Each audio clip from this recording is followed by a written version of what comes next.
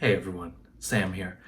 So today we're going to be going through the process I used to create my zombie avatar. There's a few steps along the way: sculpting, texturing, and then rigging, and of course just integrating it into the final product, which is VRChat. And we'll begin that process right now. So the first few steps I took were just to create a very simple version of the character. I had some sketches that I knew the general direction of where I wanted to go, and I just created a very simple box-like shape for the character, just to kind of get the proportions right, have something to start from, and it's kind of a simple character for the most part, so there wasn't a lot of questions I had in my mind. Um, and kind of very familiar making monsters and stuff like that. That's definitely what I have a lot of fun making. But right now I'm just taking that box model and using Blender's sculpting tools. I will use the retopology tool, where you hit Shift R and you can just continue to sculpt in more and more detail, and muscles, tendons, things like that. A few points during this video I will reference mummies, as you can see right there, and other corpses, which is a little morbid, but definitely a good reference for this kind of thing. And at one point I added hands as well. I find that for hands and feet, it's good to use, you can find models on sites such as Sketchfab and stuff to very quickly add and then sculpt additional details. You could, of course, just by hand make a hand, but I think that starting from a base is super useful, especially when you're doing this kind of work all the time. Just nice to have a little base to jump off of and get right into the core of the work, which is sculpting. The final step for this kind of initial phase was to add eyes and teeth. And that's a pretty simple process. They don't have to be sculpted in any way. And I also got the teeth from a different model. I just ripped it right out of it, plugged them in, kind of a nice way. And if I needed to make alterations to the teeth, very simple to do. Now, this next section we're getting into is the retopology of the character. So after you've made this highly detailed sculpt, what you want to do is be able to bake those details into a lower poly version, which is more performant, and you can use it on many more platforms. This is the general steps taken by almost all video games, especially nowadays. But I'm using a Blender add-on called Soft Wrap, which allows me to take a low poly model and then literally wrap it across the more detailed version. Really speeds up the process. I can't recommend that tool enough. Because otherwise you will just be doing everything by hand, which is still a part of my process, going in and hand modeling each little vertice and moving these points around. But I find that this really just takes that first 80%, compresses it down so you get right to the hard stuff right away, instead of it being super hard the whole time. And as you can see, now that I have done the initial wrap, I'm now going in and doing that hand modeling. So the wrap that I did, it didn't fill in all the little tiny details that really need to be exact, such as the nose in this case. There's an ear section and his ribs and feet. All of these things need to be get a little custom and attention, as they have unique topology and don't match that mesh that I wrapped around. This is definitely the most time-consuming part of the whole process, I would say, and the hardest for me. I find that my skills are pretty solid in texturing and sculpting, but going in and doing this really low poly topology is quite difficult and time-consuming. But the more you do it, the faster it goes.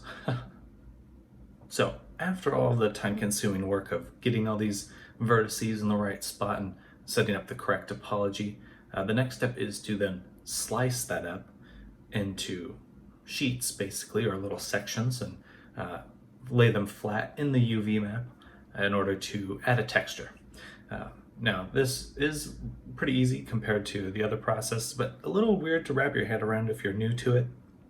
I know it's hard to find um, what the correct way to cut the mesh up is, or the best way to make these pieces lay flat. Um, but with experience, again, it becomes a little easier. So just rinse and repeat, do it a bunch of times, and eventually you'll figure it out. And I'm not saying that my UV map is the best either. I think there's some ways I can definitely improve these hands. But for the most part, it's coming together quite well. And it only takes a little while compared to the actual hand making of the topology. And then once that is ready though, I create two models. I export these into another program called Substance 3D Painter, which is where I do my texturing. But basically I have the low poly version and this high poly version, and I take both of those models, bring them in, and then we can bake or reproject all of the nice crisp details from the sculpt onto this lower version in an image. So rather than it having a bunch of polygons making up those details, it's now compressed into a lower dimension, 2 dimensions, in an image, which makes it a lot easier to run in a video game. As for the texturing process itself, I tend to, once I've baked these details down, you can run a bunch of procedural effects on top of them to kind of bring out these details. So if you're familiar with painting miniatures or anything like that, I basically consider these a base, so just like a dark color, and then a dry brush where you bring out the highlights and the kind of the curvature of the form. Because in sculpture, all these details, once you paint them, they can kind of get washed away. But using these techniques to kind of make the crevices darker and then the tops of the curves lighter really helps bring out all the dimension and crevices and details visually. It's not necessarily, it's kind of like faking it. If you've done makeup or adding like a contour, it's very similar to that. Just kind of wanting to emphasize all these details I spent, all the time I spent sculpting these details. Really want to make sure that those stay and carry all the way through to the final product. Otherwise, it's a little disheartening. As well, I made a separate material for the eyes, and these actually glow in the digital world, which is pretty fun. I like that kind of effect, and I think that the eyes were kind of the quicker part to make here, and I had a lot of fun just kind of bringing out the character's dark personality, which was very, very satisfying. Now, once the texturing was finished, the next step is to take the low poly model that I've made and rig it. And rigging is basically, for those unfamiliar with the term, is to turn it into a puppet, where I'm now giving it the ability to be manipulated, as in bending your arm, fingers, mouth, and face. All of these are points of articulation that you have to put into the model. And this is really the most it continues to get more satisfying as you go through this full process, but to really bring the character to life, where you're not just like painting a statue, you're now making it move and being able to embody it later as well. Once I'm done with the rigging, the next step is to bring it into Unity. And once inside Unity, I begin integrating it with VRChat, and this allows me to, using VR, hop in and test it. And when I say hop in, I am physically putting on my VR headset, grabbing my controllers, and moving around to manipulate the character. And it becomes clear pretty quickly what needs changes, and so this kind of point in the process becomes this back and forth between Blender and Unity, where I am hopping in one, testing it, going back to the other one, making tweaks, and just continuing to do that until I'm satisfied, which can take some time, but it's not too bad. Now I also take some time to rig the face. This level of articulation isn't able to be fully utilized in VRChat, at least not yet, or at least not with my equipment. I don't have face tracking in VR, but I do on my iPhone, which is super cool. And I'm able to kind of do a VTuber style video at the end where just using my iPhone, I can manipulate or animate the character just by making facial expressions. And I think that that is incredibly rewarding, and I'm hoping to do a lot more work, that kind of work for people in the future, because I think that it's only going to get bigger.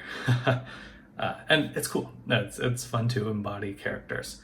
I think if anyone likes acting or theater, you see the appeal right away. So thank you for tuning in and watching me complete this character.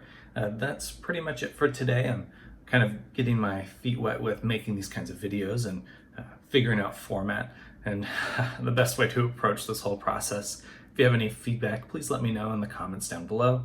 I'd love to kind of get an idea of what works best, what interested you the most, so I can just continue to make better videos as we move forward. Hoping to do another character this upcoming week, if my work schedule allows it. But in the meantime, this character is actually for sale. If you work with Unity or you want to use it for a VRChat avatar, I will put the link down below. You can check it out, purchase it, and begin to utilize this character in your projects, whether that's VTubing, VRChat, or a Unity game.